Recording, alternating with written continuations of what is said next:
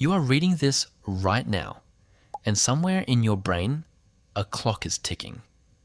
Not a metaphorical clock, a biological one. And it has been running since the moment you last woke up. Most people never think about it. But the moment you stop sleeping, that clock starts doing something terrifying.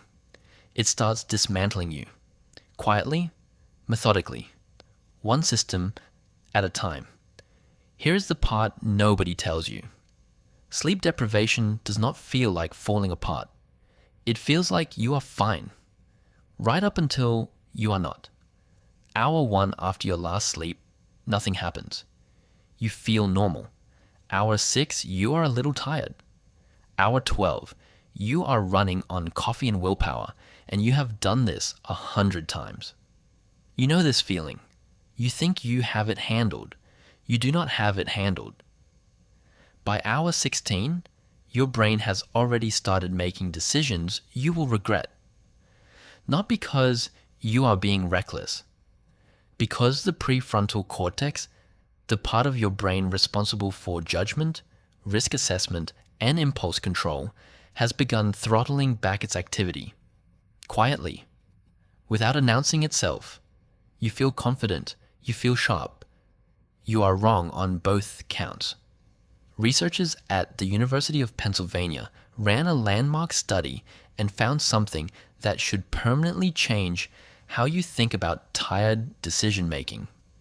Subjects who slept only 6 hours a night for 2 weeks performed as badly on cognitive tests as subjects who had been awake for 24 hours straight. And here is the brutal part. They did not know it.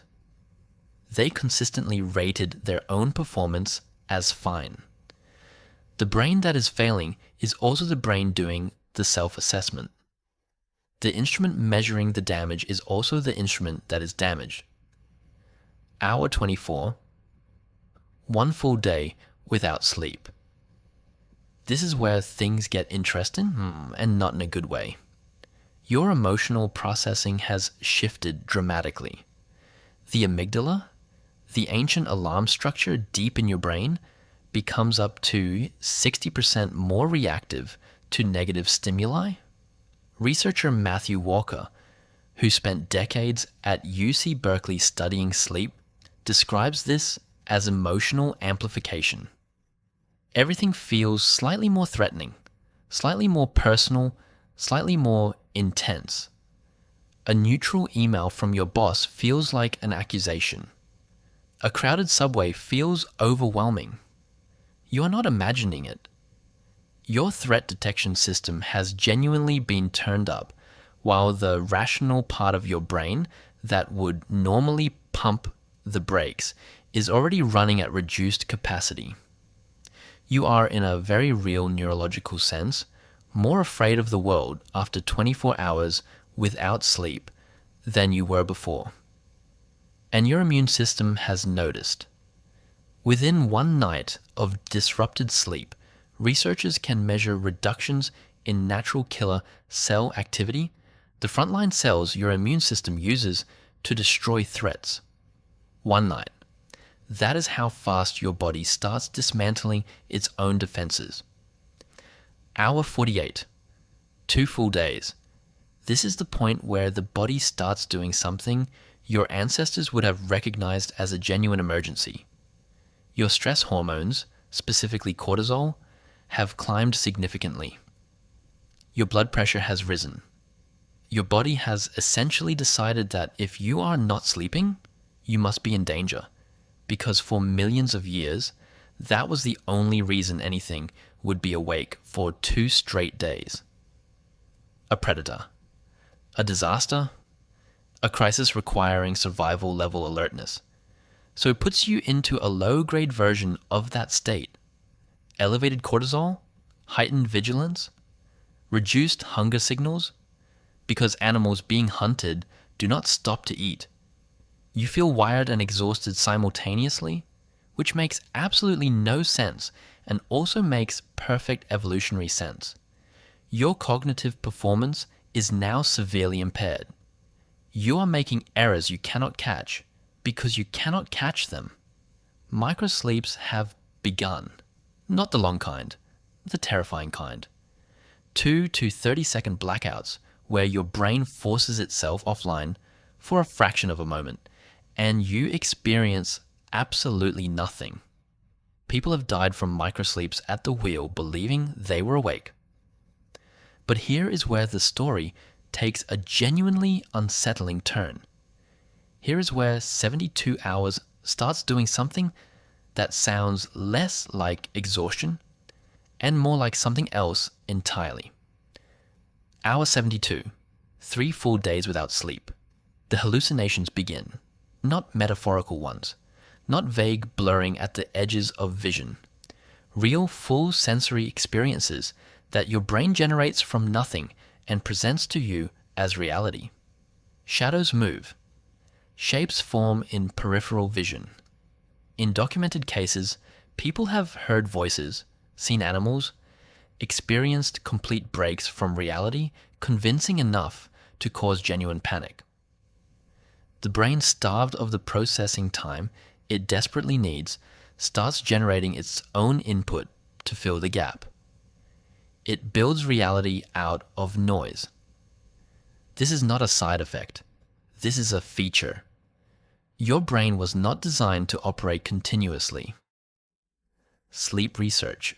Alan Rechtschaffen once called sleep the single most foolish thing evolution ever did because it leaves an animal completely vulnerable for 8 hours a day. But he also concluded it must serve some absolutely vital function because no species evolved away from it. Nothing on Earth has. If you could skip sleep without consequence, something would have evolved to do exactly that over billions of years of competition and survival pressure. Nothing did. Which means what happens during sleep is not optional maintenance. It is the main event. During sleep, your brain does something extraordinary. Your glymphatic system, a waste-clearing network that runs through your brain tissue, becomes up to 10 times more active. It flushes toxic proteins, including the exact proteins associated with Alzheimer's disease. This system barely runs while you are awake. The cleaning crew only comes in when the building is empty. 3 days without sleep means 3 days of accumulating biological waste inside your own skull. This is why, in the most extreme cases of sleep deprivation ever recorded, the subjects did not simply feel tired. They experienced what is clinically indistinguishable from psychosis. Randy Gardner, who went 11 days without sleep in 1964 in the most famous documented case in history, experienced paranoia, hallucinations, and complete cognitive disintegration before eventually sleeping for 14 hours and recovering almost fully. Almost. What the 72-hour mark teaches you is something most people live their entire lives never understanding. Sleep is not rest. Rest is lying on a couch. Sleep is a completely different biological state with completely different functions that cannot be replicated by any other means, cannot be banked in advance, cannot be fully recovered after the fact. Every hour your brain is denied this state, it falls further behind on processes it cannot catch up on later. You will never think about your 8 hours the same way after today. The clock in your brain started ticking the moment you woke up this morning. Right now, it is counting. Every system in your body knows the number. Your neurons know, your immune cells know, your emotional processing centers know. They are all waiting for you to give them the one thing nothing else can replace. Go to sleep.